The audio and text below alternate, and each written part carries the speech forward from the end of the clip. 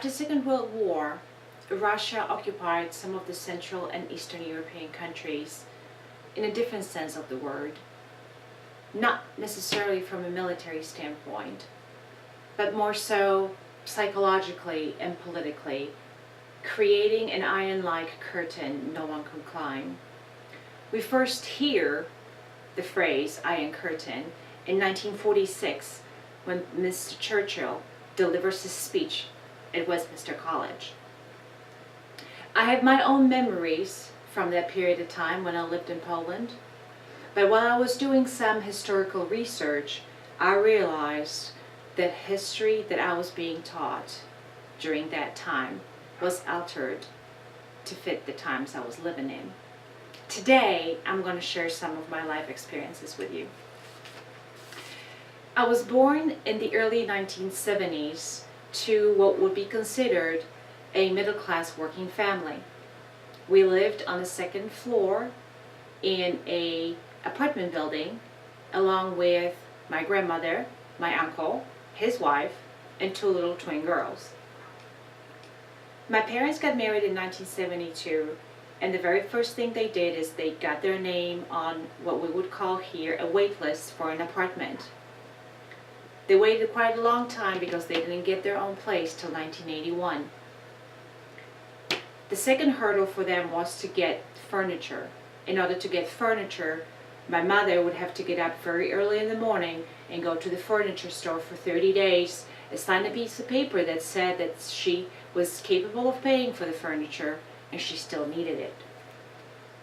When it came to school, we had a very high level of education. Obviously, because we were trying to go and chase the evil capitalists.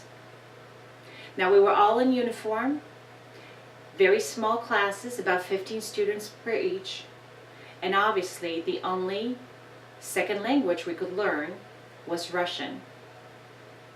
I was being taught Russian since I was 5 years old. We never had food in our refrigerator. We were all living on food stamps, and I do recall having empty shelves in our grocery stores.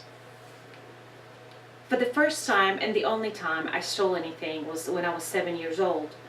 Me and my grandma went to the grocery store to get some butter, milk, and bread, and we all knew that we didn't have enough food stamps to last us through the month, so I decided to go and grab the food stamps from the jar and put them in my pant pocket. Yes, I did get in trouble with my parents. However, we did survive that month food-wise.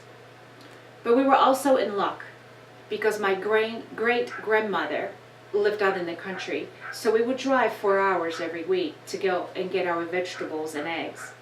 We would also pick fresh fruits and veggies in order to put them in jars for the winter so we wouldn't have to rely on the grocery stores. In the early days of 1981, some strange things started to happen. My dad was gone a lot. The pantry contained boxes of paper rather than food.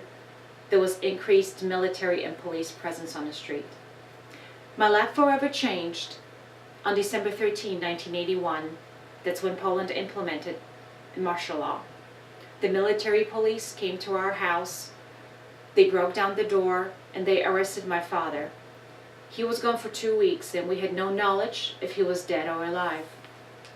I recall tanks on the streets and I could smell tear gas in the air. The martial law lasted about 2 years. By the mid-1980s, it was kind of obvious that the communist regime was about to collapse. In 1987, when Ronald Reagan delivered his very famous speech of "Tear down that wall, Mr. Gorbachev," hope entered our hearts again. As you recall, the wall came down in 1989, and that's when my life changed again, for the better this time.